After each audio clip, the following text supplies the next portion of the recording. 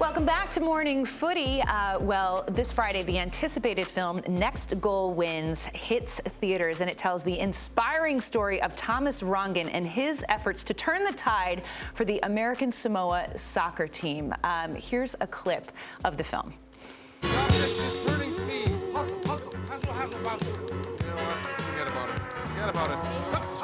Just to watch him shatter. You're just a step on the boss man's ladder. But you got dreams he'll never take away. The object is to get the ball in the net. Concentrate. Look where you're shooting it. What the hell? And it's all gonna roll your way. Look at me. Look at the ball. You're not survive. I don't want to make you give and get to mine. It's all taking and no giving. Well, yesterday we had a chance to chat with the man who portrays Thomas Rongen on the big screen, Michael Fassbender. Here's that conversation. Well, we are absolutely thrilled to welcome in Michael Fassbender to Morning Footy. Michael, thank you so much for joining us. This is the first time that we are having an Academy Award nominee join us, so we're pretty honored. This is big time for us, man. Thanks for having me. Okay, so we all know Thomas Rongen personally, and to say the least, he is an eccentric cat. So I'm Nice description. Yeah. Easy way to put it. He is. I speak the truth. Was this the hardest role you've ever had? I'm very curious as to what your first impressions of him was and what it was like to play such a unique character. Well, I never met him personally. You know, I just had the footage from the documentary and then whatever I could find on YouTube. And to be fair to Thomas as well, once we got on set and once, you know, we started to approach the story itself, it's not like there's a lot of him there. You know, for one, I didn't even try to do the Dutch accent. You know, I spoke to Taika early on in preparation for it, and I was like, okay, well, what do we do with the accent? He was like, you know, I don't think people are going to really understand what you're trying to do. And also just the nature of the way we were filming, quite a lot of improvisational stuff. I just stuck to my own accent. So, and then in terms of just how we wanted to tell the story and the way that we were approaching it, the essence of Thomas is hopefully there. And obviously, you know, some of the real crucial backstory of his life is obviously there. But I couldn't say that I did justice to Mr. Rongen. I hope he's not offended. Let me put it that way. Not at all. I suppose he loves the portrayal. In fact, that's one of my questions. What about the role itself drew you to it? Because I guess the way we've heard this story, it's more of a sports movie, but we've seen so much of this film now, and it seems like it's much more heartfelt, much deeper. What exactly drew you to this role? Well, you know, first of all, Taika at the helm of it, you know, I think he's such an interesting filmmaker. Very exciting filmmaker, and the story, it's just such an endearing story, you know, the underdog story, just that sort of attitude in life where, you know, to just go for it, and regardless of your ability, and you know, in this case on a world stage, to just give it your all. And, you know, follow your passion.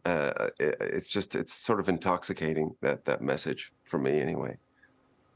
Well, that's amazing. That's incredible. I watched the documentary and I remember watching it, and I was blown away by everything. And now I can't even imagine it in a movie. I want to move the conversation forward, though, Michael, about your football fandom is what I want to know.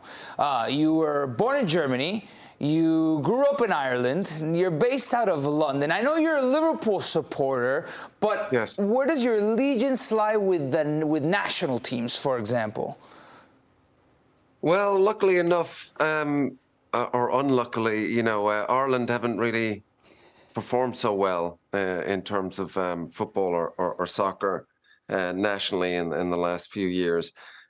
So I always have Germany as a backup, which is not bad because they perform pretty well. But if it was to come down to it, if Germany was to play Ireland, I would have to say I'd go for Ireland. Yeah, I think my allegiance would lie there. Just because, you know, we've got great supporters. We just, haven't experienced anywhere near the success that Germany has experienced. And Liverpool, I've always followed Liverpool kind of by default. My cousin, who I always looked up to, Thomas, funnily enough, Thomas, was a Man United supporter, and he had this sort of this stuff, that you lick and stick on the window, one of those things that sort of like you can stick on your car window, Liverpool gear. And I guess he wanted to give me a present as an older cousin. So he gave me all this Liverpool stuff. And I thought it was because he was a Liverpool fan. So I've followed Liverpool ever since. So I think about 5 years of age. And I actually got an amazing opportunity to go to Anfield. The one and only time I've been to Anfield was for the Liverpool versus Barcelona game, semi-final of the Champions League. No way. It was kind of amazing. Only the best match of all time. Yeah, what a time to go. Yeah, I know. Incredible. Unbelievable. Michael, we share that. I am a Liverpool fan as well. And I very much remember where I was watching that match. I was at a bar in Manhattan, and it was fairly empty at that time of the day here. And I stood up on top of the bar stool and was just like fist pumping. And the few people that were there looked at me like I was absolutely insane. Like, we need to order this. So I can only imagine what it was like to be there witnessing this firsthand. As a Liverpool supporter, tell me what it was like. What were the scenes like? Well, it was incredible because I went with a friend of mine, Connor, and he said, we've got these tickets. Obviously, we'd sort of organized them, weeks in advance. And he was like, do you still want to go? It was over the sort of Champions League sort of idea or dream that year. And I was like, well, we have to go. Of course, we're going to go. And as soon as I arrived in the stadium, just the Anfield atmosphere and the Liverpool supporters are so unique. The hairs were standing up on the back of my neck. I mean, the song, there's just the atmosphere in the stadium before the game even started was incredible. And then to witness, what they did. I mean, I'm such a fan of Jurgen Klopp, his whole mentality, how, that sort of, never give up type attitude was something to really witness that night. I mean, it was so inspirational to see that team of players that night do kind of the impossible, because you really thought, well, anything is possible. That's the great thing about sport. You have those moments. I guess then my next question is billion-dollar question. Who would you rather play in a film, Steven Gerrard or Jurgen Klopp? Ooh. I think I'd go for Jurgen Klopp. Really? I can see that. Yeah. Give us your best Jurgen Klopp laugh, please. You gotta show his teeth. You gotta show the teeth, Michael.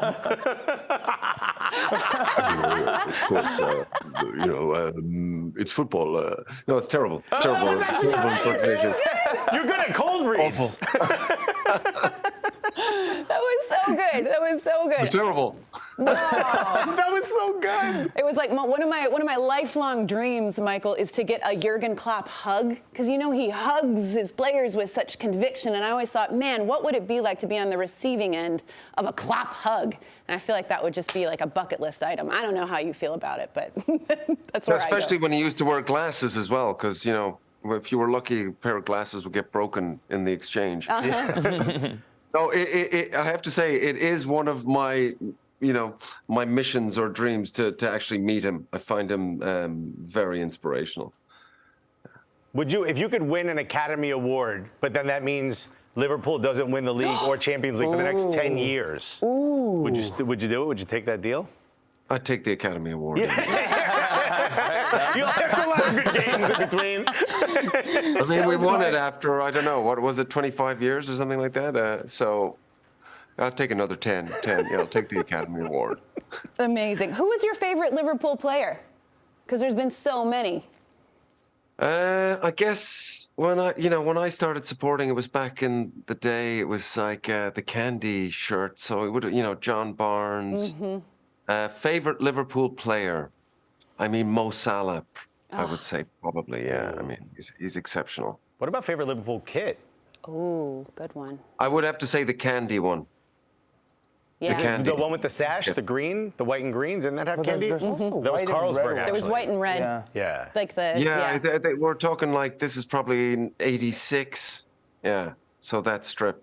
Whoever Candy was that was sponsoring the team, I'll go for that strip. Funny enough, I was at Anfield just at the beginning of this year, the other side of the knockout stage, and there were a lot of Irish Liverpool supporters that had flown in. There's a ton. And then it was after the Madrid game, and they weren't so happy afterwards, and they had a couple of beers, and I was in a taxi with them on the way back, and it was like unintelligible English. It was I needed subtitles to understand them. It was pretty impressive that we were speaking. That's called Friday Night in Court.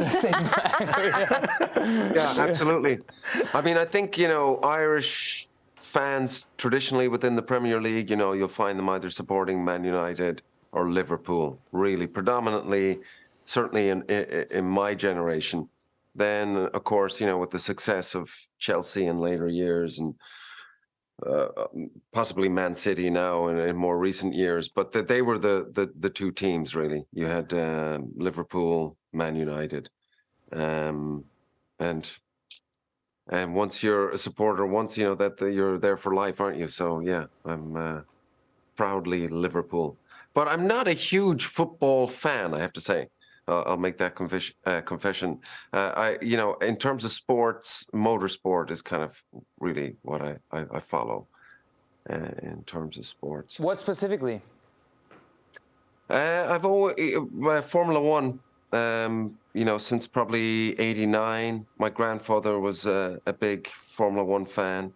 So just always remember Sundays watching the race with him. So I really took an interest, I guess, around '89, '90. Okay, hold up. I'm Argentinian, so I have my horse in the I race. know. Who's the greatest F1 driver of all time? Here we go. Well, you're going to say Fangio, aren't you? I mean, he's got to be up there. Juan Manuel Fangio. I mean, very difficult to compare through, generations. 5-time world champion in a different era. This guy knows. This guy knows. Yeah, it was, different vehicles. Lewis Hamilton, in a modern era, hard to argue his achievements. And now we're seeing, Max Verstappen, who's obviously a phenomenal talent.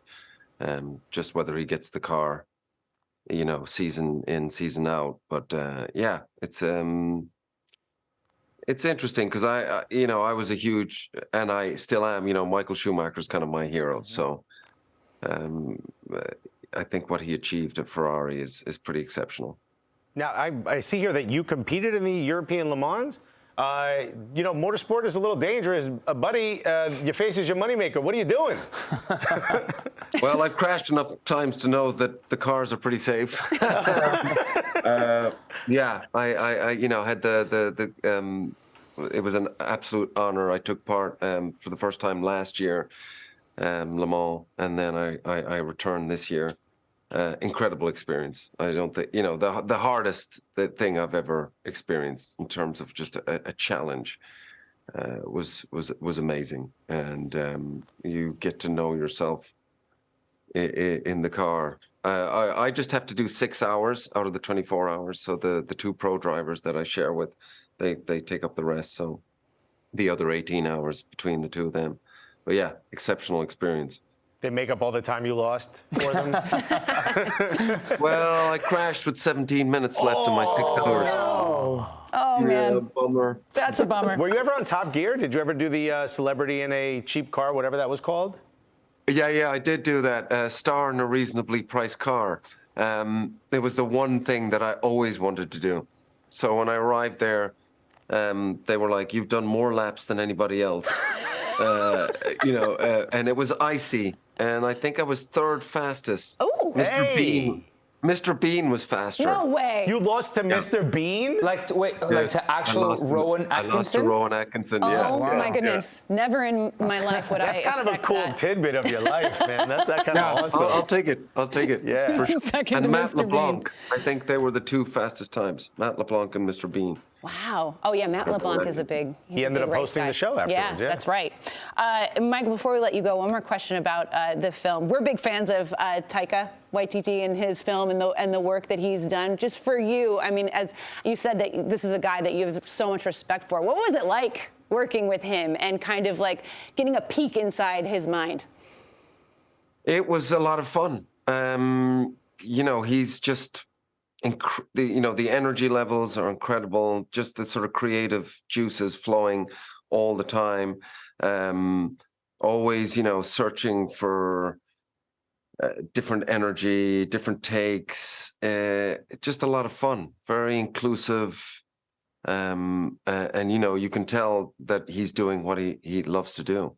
It's a very intoxicating atmosphere on his sets. It's a lot of fun and demanding, because you're trying to do, it's comedy. You're trying to find the heartfelt moments as well, which is I think what he does really well. Finding those sort of human moments within a comedic sort of realm. So yeah, it was great. Had so much fun. Well, it's a wonderful film, and you gave a wonderful performance. We're really grateful to you for taking the time to join us today. Thank you so much, Michael Fassbender. It's an honor. Thank you. It's an honor. Such a fun chat. Huge thanks to Michael Fassbender for taking the time to join us yesterday. All right, time for another break. We are going to chat some early thoughts on the MLS Cup Conference semifinals when we return. Don't go anywhere.